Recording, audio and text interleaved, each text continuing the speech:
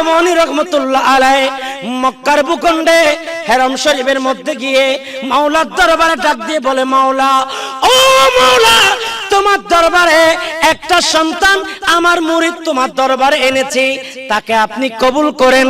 মাওলার দরবার থেকে আসতেছে, ও উসমান হারবানি, তুমি কি জানো না আমার এই মাহবুব বান্দাকে আমি অনেক আগে কবুল করে নিয়েছি। আল্লাহ বলেন, ইয়ারফাইল্লাহুল লাযীনা আমানু মিনকুম। আল্লাহর বান্দাদের ভেতরে এই আয়াতে আল্লাহ তাআলা দুই শ্রেণীর মানুষের কথা বলেছেন। একদিকে যারা ঈমান এনেছেন, অপরদিকে যারা ওয়াল্লাযীনা উতুল ইলমা দারাজাত, যারা ইলমে দ্বীন অর্জন করেছেন। এদের মর্যাদা সানাউল্লাহ ফানিপতি রাহমাতুল্লাহ আলাইহি তাফসীরে মাযহারি শরীফের মধ্যে যেটি কোট করেছেন, দুনিয়া এবং আখিরাতে আল্লাহ তাদের দরজাতকে বুলন্দ করবেন। একটু জোরে বলুন সুবহানাল্লাহ। শুধু দুনিয়াতে নয়, আখিরাতেও তাদের মর্যাদাকে বুলন্দ করবেন। এরকম বুলন্দ করেছেন।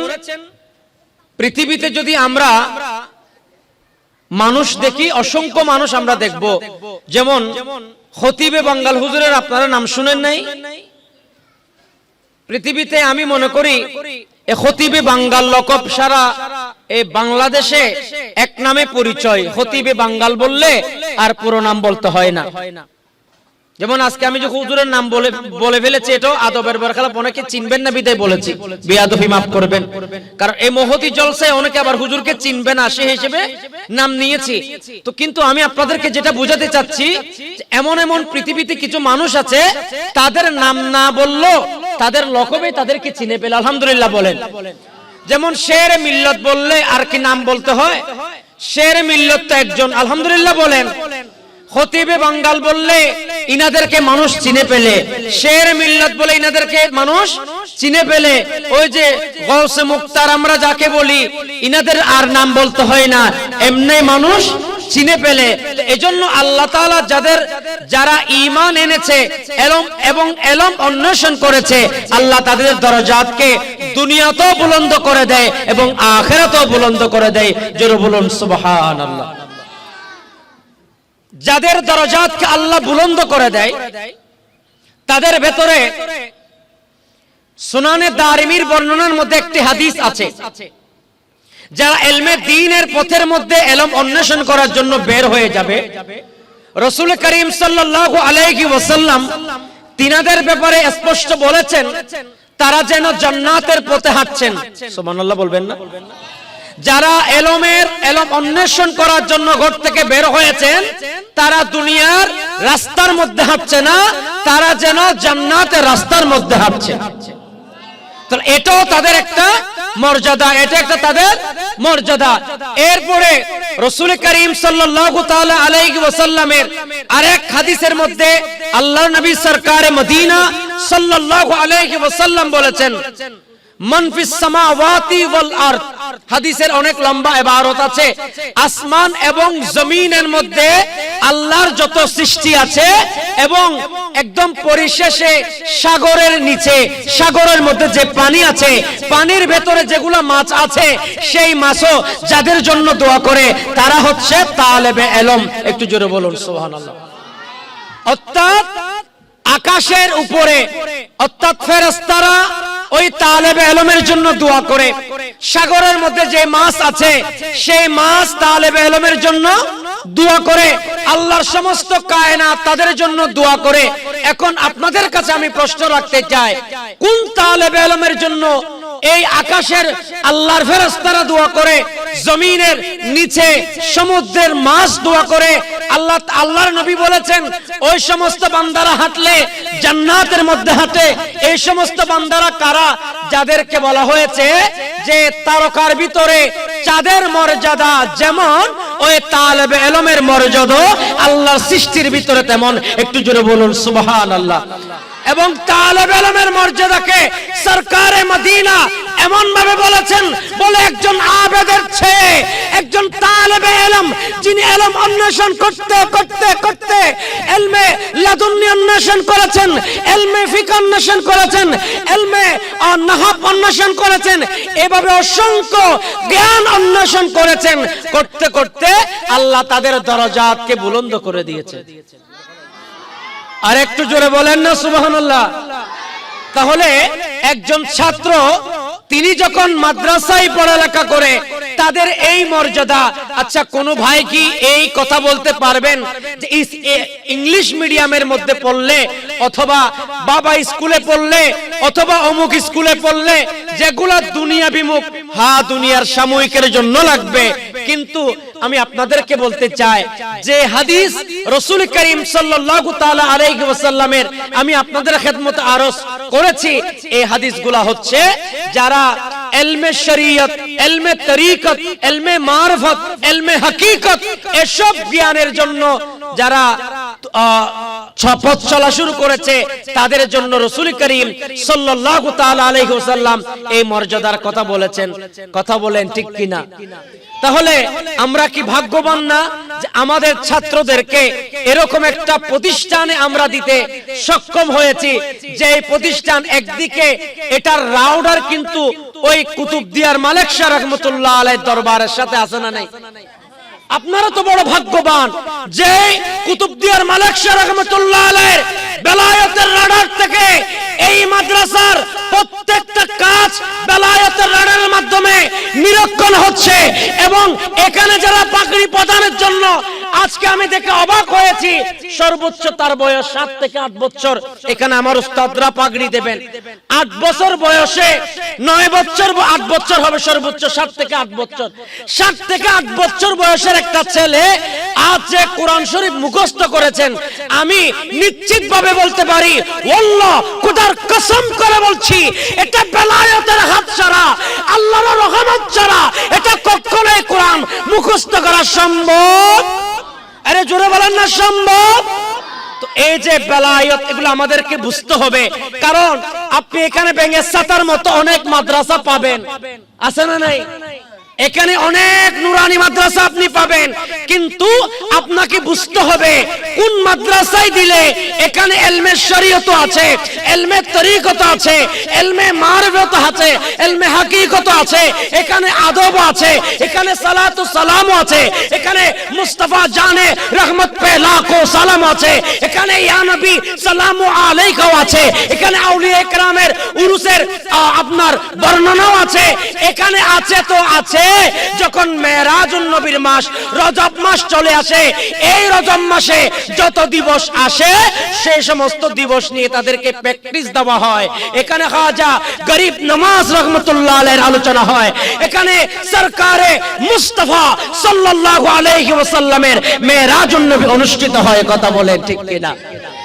আজ পৃথিবী ভেদ করে বিজ্ঞানী বলছে একটা, এই যে আপনি বোতলের মধ্যে পানি, এই পানি কিন্তু দেখা যায়, এই পানি, এই বোতলের ভিতরে যে পানি আছে এটা আপনারা দেখতেছেন না।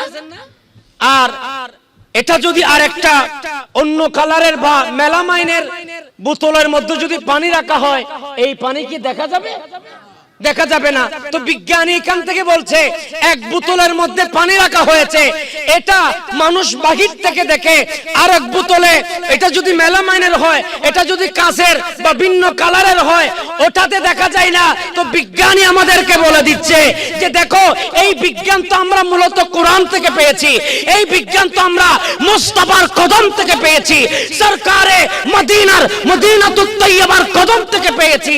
তো বিজ্ঞানী বলছে এটা যেমন সম্ভব সরকারে মদিনার ওই আজমতে মুস্তাফা, তাজিমে মুস্তাফা, মেরাজুন নবীর মধ্যে আল্লাহর সাথে আমার নবীর দেখা হয়েছে, কাবা কাউসাইনি আও আদনা, আমার আল্লাহর সাথে নবীর দেখা হয়েছে, মাঝখানে কোনো দূরত্ব ছিল 2 দনব অথবা তার চেয়ে কম বেশি, এটা দুনিয়াবি হাইসিয়তে।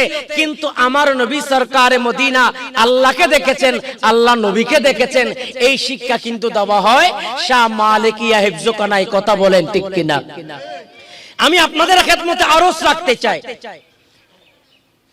তাফসীরে মাজহারি শরীফের ভিতরে আজকে ফজরের নামাজের পরে এই আয়াত ইয়ারফাইল্লাহুল্লাযীনা আমানু মিনকুম, এই আয়াতের ব্যাখ্যা এবং বিশেষ করে কুতিলা আসহাবুল উখদুদ, এই আয়াতের ব্যাখ্যার মধ্যে আমি যখন দেখলাম তো সেখানে একটি ঘটনা খুব স্পষ্ট বর্ণনায় আসছে, যে এই বর্ণনাটা আপনারা বুঝলে এবং শুনলে আপনারা সহজেই বুঝতে পারবেন।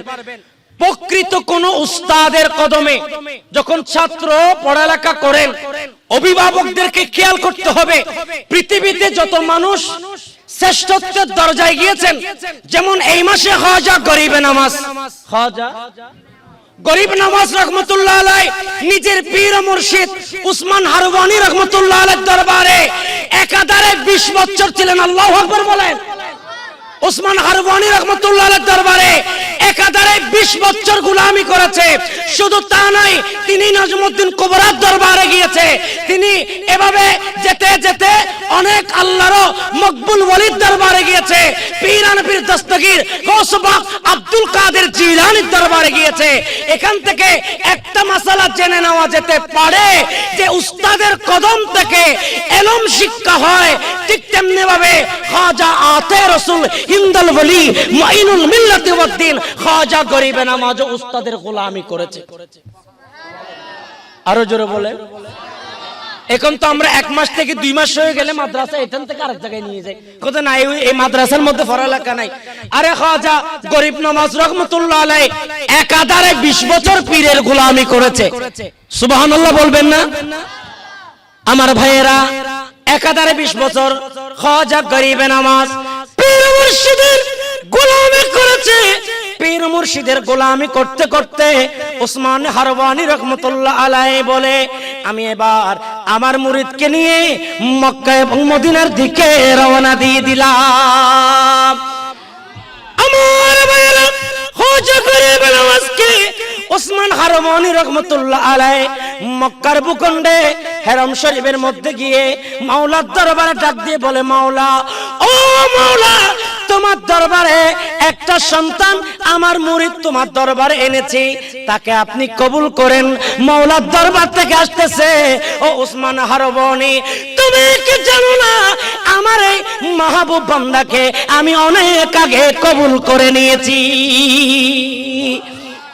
ওস্তাদ দোয়া করতেছে মাওলার দরবারে, মাওলা বলছে আমি তো অনেক আগে কবুল করেছি। তাহলে উস্তাদের ফয়জাত তাসির গরিবে নামাজের উপর আছে না নাই? বলেন না আছে না নাই? তো কুতিলা আসহাবুল উখদুদ এই আয়াতের ব্যাখ্যার মধ্যে যে ঘটনাটা কুট করেছে, ইয়ামনের এক বড় রাজা ছিল, সেই রাজার একটা জাদুঘর ছিল, সেই জাদুঘর বিদ্ধ হয়ে গিয়েছে। যদিও বা এটা অনেকে এক এক ভাবে বর্ণনা করেছে, কিন্তু হযরতে সানাউল্লাহ ফানিফতি রাহমাতুল্লাহ আলাইহি তিনি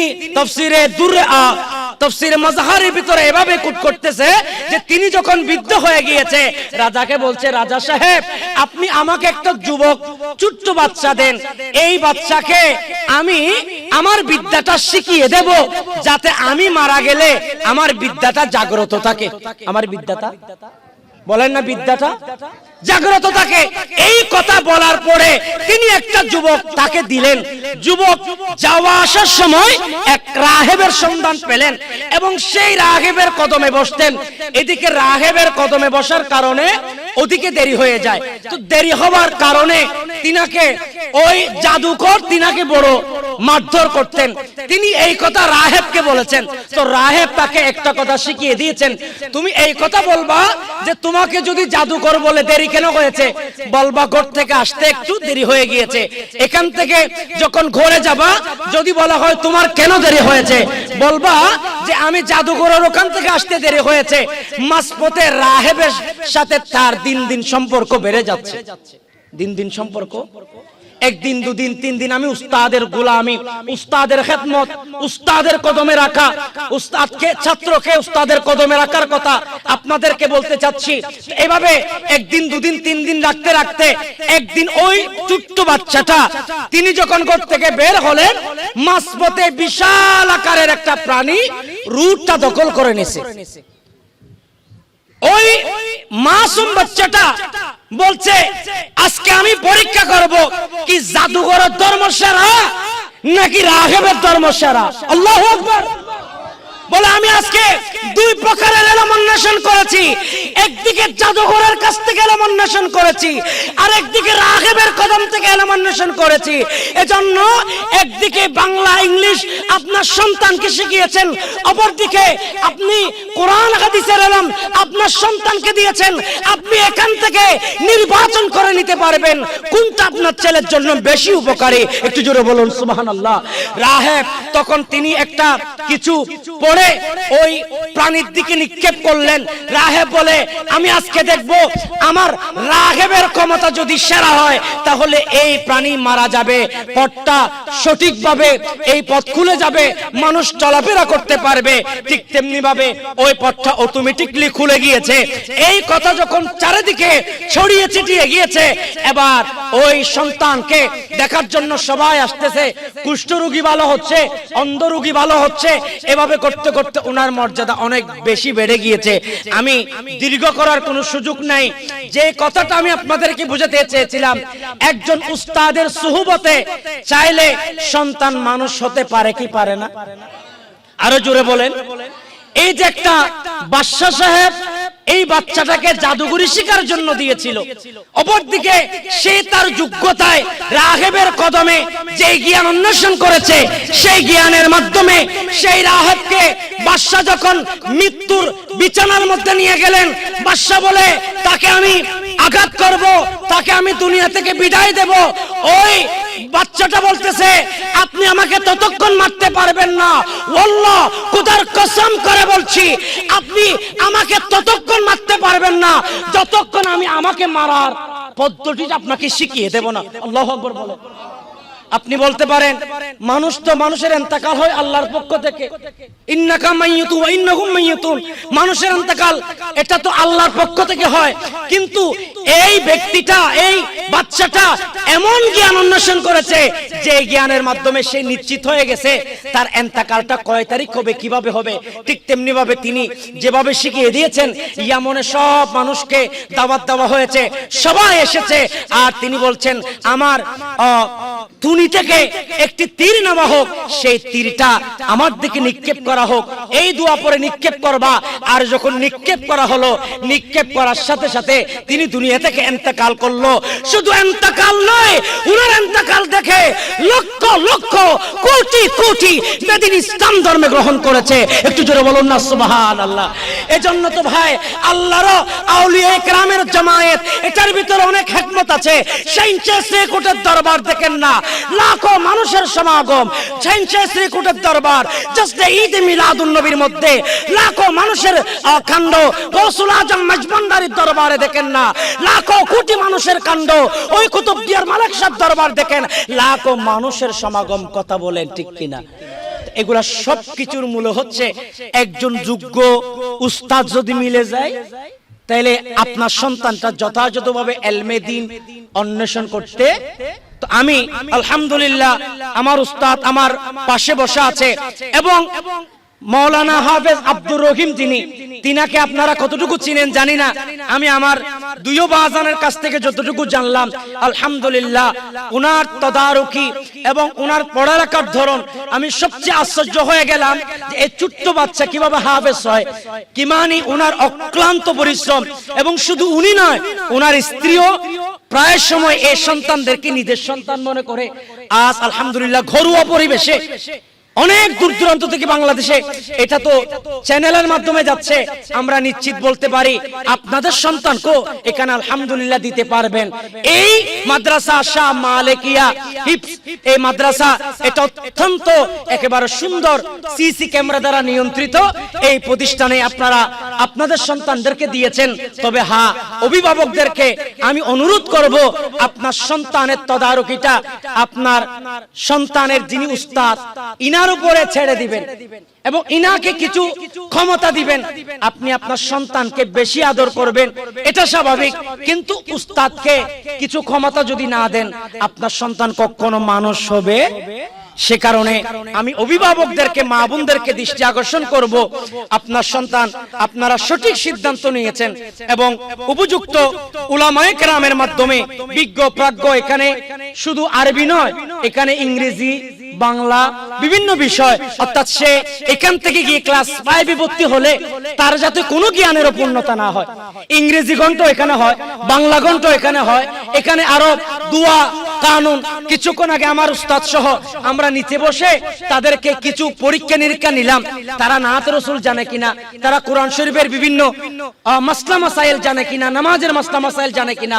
আলহামদুলিল্লাহ দেখেছি এই ছাত্ররা অনেক অ্যাডভান্স। তো আমি আল্লাহর দরবারে শুকরিয়া আদায় করছি এবং আপনাদেরকে আপনাদের খেদমতে আরজ রাখবো, আমার জন্য দোয়া করবেন, আমি আপনাদের জন্য দোয়া করব।